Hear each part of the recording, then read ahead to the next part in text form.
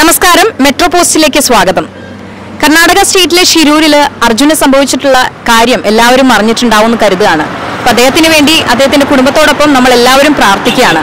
ദീർഘദൂര വാഹനങ്ങളിലുള്ള ലോറി ഡ്രൈവേഴ്സിന്റെ പ്രശ്നങ്ങളും കഷ്ടതകളും ഒക്കെ നേരിട്ട് ചോദിച്ചറിയാനായിട്ട് ഇപ്പോൾ പാലിക്കര ടോൾ പ്ലാസയിൽ ഞങ്ങൾ എത്തിയിരിക്കുകയാണ്. അപ്പം അവരോട് കാര്യങ്ങളൊക്കെ ഒന്ന് ചോദിച്ച് അറിയാം.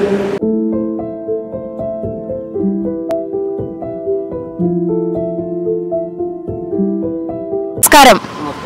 വണക്കം. വണക്കം. എന്താ പേര്? എൻ പേര് മുരുകൻ. കൂടെ നിൽക്കുന്ന ആളുടെ പേരെന്താ? വിക്കി. ഭക്ഷണം കഴിച്ചോ? ഇല്ല, ഇനിമല്ല. ഭക്ഷണം കഴിച്ചിട്ടില്ല അല്ലെ? ഓക്കെ, നമുക്ക് താഴേക്കൊന്ന് ഇറങ്ങാനായിട്ട് പറ്റുമോ? രണ്ടുപേർക്കും നമുക്ക് കുറച്ച് കാര്യങ്ങൾ ചോദിക്കാനായിട്ടായിരുന്നു.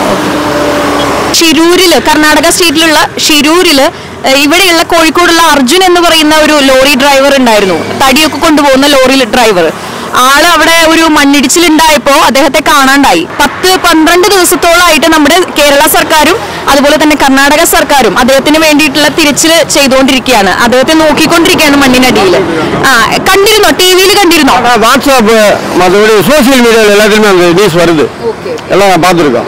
സോഷ്യൽ മീഡിയയിലൊക്കെ കണ്ടിരുന്നു അല്ലേ? എല്ലാം പാത്തിരിക്കും. എന്താ കണ്ടിട്ട് എന്താ തോന്നിയത്? എന്താ ஏன்னா மனுஷனுக்கு ஒரு சேஃப்டி இல்லாத லைஃப். டிரைவர்ஸுக்கு வந்து ஒரு சேஃப்டியான பார்க்கிங் இருக்கணும்.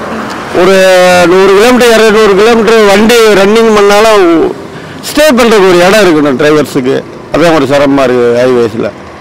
സാധാരണ നിങ്ങൾക്ക് ഈ സ്റ്റേ ചെയ്യാനായിട്ട് ഇങ്ങനെയുള്ള ഈ ടോളിന്റെ അവിടെയും ഈ റോഡിലൊക്കെയാണല്ലോ കൂടുതൽ നിൽക്കുന്നത്. അപ്പൊ അവിടെയൊക്കെ നിൽക്കുമ്പോൾ നിങ്ങൾക്ക് എല്ലാ കാര്യങ്ങളും ചെയ്യാനായിട്ട് പറ്റുന്നുണ്ട്. ഇപ്പോൾ ബാത്റൂമിൽ പോകണം, കുളിക്കണം, ഉറങ്ങണം, ഭക്ഷണം കഴിക്കണം, ഇതെല്ലാം ഇതിന് ചെയ്യാനായിട്ട് പറ്റുന്നുണ്ട് ഇങ്ങനെ റോഡിലൊക്കെ വണ്ടി ഇങ്ങനെ നിർത്തിയിടുമ്പോൾ?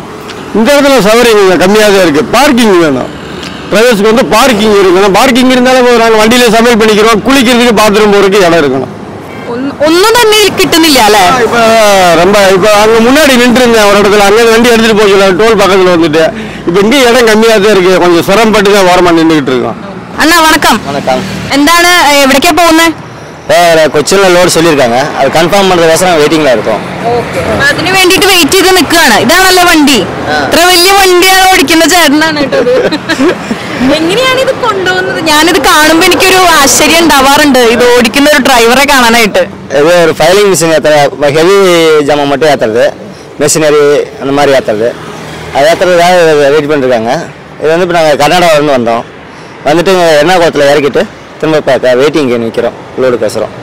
ഈ ഫാമിലി വിട്ട് എത്ര നാളാச்சு? ഫാമിലി വിട്ട് வந்து ഇപ്പോൾ 1 month ஆகுது. 1 month ആവുത് അല്ലേ? അപ്പോൾ ഭയങ്കര ബുദ്ധിമുട്ടാണല്ലോ ഇങ്ങനെയൊക്കെ ഈ ലോങ് ഡ്രൈവ് പോകുമ്പോൾ? கண்டிப்பாக தேவை.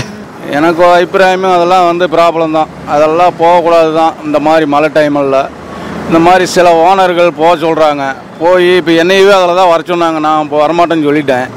அதனால் அதெல்லாம் ப்ராப்ளம் தான். இந்த மாதிரி போகிறதுனால தான் மழை பெஞ்சு எல்லாம் தண்ணி வந்து எல்லா வெள்ளங்கள் வந்து எல்லாம் அடிச்சு கொண்டு போகுது. அதனால் எங்களுக்கு ஒரு சேஃப்டியும் இல்லை. அதனால் எல்லாம் ப்ராப்ளம் தான். அதனால் எங்களுக்கு போனாலும் எங்கள் குடும்பம் இதுக்கு ஃபேமிலிக்கு சேஃப்டி கிடையாது. அதனால் நாங்கள் ஏதோ ஒரு பக்கம் நல்ல ஒரு சேஃப்டியான இடத்துல இருந்து நாங்கள் வந்து போயிட்டு வந்துக்கிட்டு இருந்தால் எங்களால் வந்து வேறு யாராலும் எங்களுக்கு ஒரு சேஃப்டியும் கிடையாது. உங்களுக்கு ஏதாவது ப்ராப்ளம் ഉണ്ടായിട്ടുണ്ടോ? ஆமாம், இப்போ எல்லாம் ஃபுல்லாக மழை. நம்ம குஜராத்லேருந்து மகாராஷ்டிரா, கர்நாடகா ஃபுல்லாக மழை. நான் இப்போ அங்கே இருந்து வரதுக்கு 4 days ஆகிருக்கு. அவ்வளோதான் சிரமம் தான். ரொம்ப சிரமம் தான். ரோடெல்லாம் டேமேஜ் എല്ലാം നമ്പർ സ്ഥിരമാതാ ഇருக்கு. അപ്പൊ നമ്മുടെ ഈ ന്യൂസ് കേട്ടുല്ലോ, അർജുന്റെ ന്യൂസ് കേട്ടു. അപ്പൊ എന്താ നിങ്ങൾക്കൊരു സെക്യൂരിറ്റി സുരക്ഷ നമ്മുടെ ഈ സ്ഥലത്തും കേരളത്തിലും എവിടെയും ഇല്ല എന്ന് തോന്നുന്നില്ലേ? ഉണ്ട്. അത്യാവശ്യമാണ്. ഒരു സുരക്ഷ നമുക്ക് അത്യാവശ്യമാണ്. പ്രത്യേകിച്ച് പറഞ്ഞാൽ നമുക്ക് ഒരുപാട് വിഷയങ്ങളുണ്ട്. അപ്പോൾ പറഞ്ഞാൽ നമുക്ക് കാര്യങ്ങളൊന്നുമില്ല. ഗവൺമെൻറ് അതിനു വേണ്ടി നമുക്കൊന്നും ചെയ്തു തരുന്നില്ലല്ലോ. പലരും പല അഭ്യർത്ഥനകളും നടത്തുന്നുണ്ട്. ഇതുവരെ കിട്ടിയിട്ടില്ല. ഇല്ല. അത് ഗവൺമെൻറ് തന്നെ അതിനു വേണ്ടി നടപടി സ്വീകരിക്കുന്നു പറയാം. അതിപ്പോൾ നമ്മൾ പ്രത്യേകിച്ച് പറഞ്ഞൊരു വിഷമം തന്നെ. നമുക്ക് അറിയുമ്പം കേൾക്കുമ്പോഴൊരു വിഷമം തന്നെയാണ്. കൂടെപ്പുറം പോലത്തെ ആളാണ്. അതുകൊണ്ട് ഭയങ്കര വിഷമം കാണും.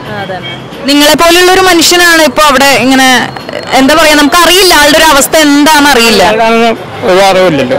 അദ്ദേഹത്തിന്റെ കുടുംബവും അതുപോലെ തന്നെ ആ കുടുംബത്തിന് വേണ്ടി നമുക്ക് പ്രാർത്ഥിക്കാം. கண்டிப்பா சேஃப்டி இல்லை டிரைவர்களுக்கு. ஒரு ஃபேமிலி டிரைவர் செத்து போயிட்டா அப்புறம் அவங்க ஃபேமிலி யாரை பார்க்கறது ரொம்ப கஷ்டம் இருக்குது. அது கவர்மெண்ட் எதுனா பண்ணி கொடுக்கணும். டிரைவருக்கு ஹெல்ப் பண்ணணும் கவர்மெண்ட். നിങ്ങൾക്ക് ഇതുപോലെ ഇങ്ങനെ ഇത്രയും ലോങ് ഡ്രൈവ് പോകുമ്പോൾ ഒരു സേഫ്റ്റി ഇല്ല, സെക്യൂരിറ്റി ഇല്ല, ആരും നിങ്ങളെ ചോദിക്കാനും പറയാനും ഇല്ല എന്ന് തോന്നുന്നുണ്ടല്ലേ? ഒന്നുമില്ല டிரைவருக்குன்னு ஒரு ஹெல்ப் இல்லை. ரோட்டில் போனால் ஒரு ஹெல்ப் இல்லை, ரொம்ப கஷ்டம். என்ன ஒரு டிரைவருக்கு எதிராக ஒன்று ஆயிடுச்சா ஒரு ஹெல்ப் கவர்மெண்ட்லேருந்து பண்ணணும், அது வேணும். டிரைவருக்கு ரோட்டில் சேஃப்டி வேணும் ஃபர்ஸ்ட்டு. வழிப்பறி நிறையா இருக்குது, திருட்டு கொள்ளலாம் நிறையா இருக்குது. திருட்டு கொள்ள ஏதாவது நடந்துட்டுണ്ടോ? நடந்துருக்கா, அது 2 மாதம் முன்னாடி சொல்லி எடுத்து விட்டாங்க போனேன். എന്താ പോയത്?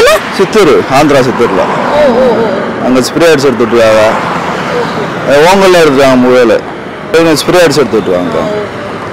போலீஸ் கொடுத்தா அவ்வளோ ரெஸ்பான்ஸ் எடுக்கல, ആക്ഷൻ ഒന്നും എടുത്തിട്ടില്ല അല്ലേ? சென்னையில் அதே மாதிரி தான் இருக்கு, சென்னையில் இருக்கு இருக்கு. അപ്പൊ എങ്ങനെയാണ് ഇത്? ഇതിന്റെ ഉള്ളിലാണോ നിങ്ങൾ എല്ലാം സുരക്ഷിതരായിട്ട്? பிரச்சனை இல்லை கேரளா பொறுத்தளவு, இந்த பிரச்சனை சேஃப்டியாக தான் இருக்கு.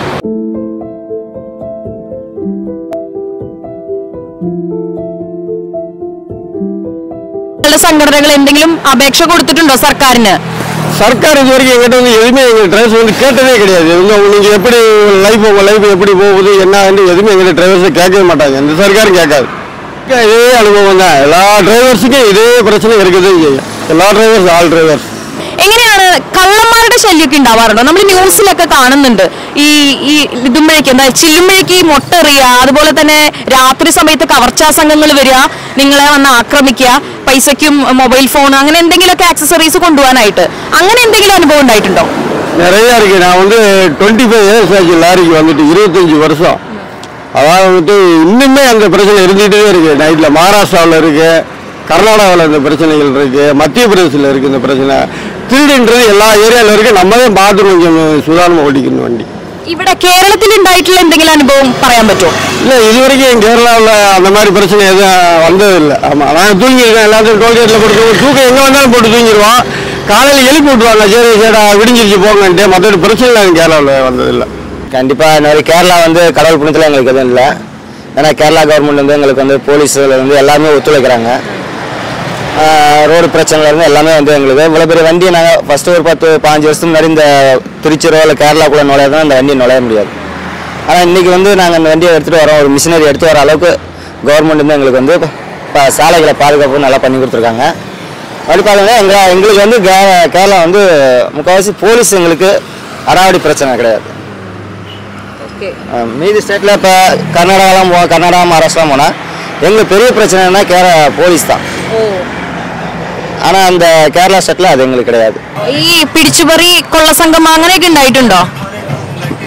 வேறு ஸ்டேட் எல்லாம் போனோம்னா டிரைவருக்கு தமிழ்நாடு டிரைவர், கேரளா டிரைவர், வேறு ஸ்டேட்டில் மகாராஷ்டிரா, குஜராத் எல்லா பக்கம் போகும்போது டிரைவருக்கு ரொம்ப சேஃப்டி இல்லை, ரொம்ப கஷ்டம். കള്ളന്മാരൊക്കെ വന്നിട്ടുണ്ടോ? ഇങ്ങനെ കള്ളന്മാർ വരും, ഡ്രൈവർ അടിക്കോ, കാശ് പറിക്കോ, മൊബൈൽ പറിക്കോ, ഡീസൽ എടുക്കോ, ഡീസലൊക്കെ എടുത്തോണ്ട് എല്ലാം ഇതാവും. അതുകൊണ്ട് ഒട്ടും സേഫ്റ്റി ഇല്ല നിങ്ങൾക്ക് അല്ലേ? சேஃப்டி இல்லை, டிரைவருக்கு சேஃப்டி இல்லை இந்தியாவில். ஆமாம், நம்ம லைஃபுக்கு ஒன்றும் செக்யூரிட்டி இல்லை, நம்மளுக்கு யாரும் உதவி கிடையாது. நம்ம வந்து நாமளே தான் இது வந்து எதாக இருந்தாலும் நாம் தான் பார்த்துக்கணும். அந்த மாதிரி தான் ப்ராப்ளம். കള്ളന്മാരൊക്കെ അങ്ങനെ വല്ലതൊക്കെ ഉണ്ടായിട്ടുണ്ടോ? പൈസ മോഷ്ടിക്കുക, திருடന്മാര് அதெல்லாம் ஒரு பிரச்சனை இப்போ இல்லை. இப்போ வண்டி நிறையா பாஸ் ஆகிறதுனால ஒரு ப்ராப்ளம் இல்லை. அதனால் நம்ம சேஃப்டிக்கு இருந்துக்கிட்டால் திருடம் எந்த பிரச்சனையும் இல்லை. நாம் தெரியாத இடத்துக்கு நிறுத்தினா திருடம் அடிக்கத்தான் செய்வாங்க. அப்புறம் பைசாலாம் பிடிங்கிட்டு போக தான் செய்வாங்க.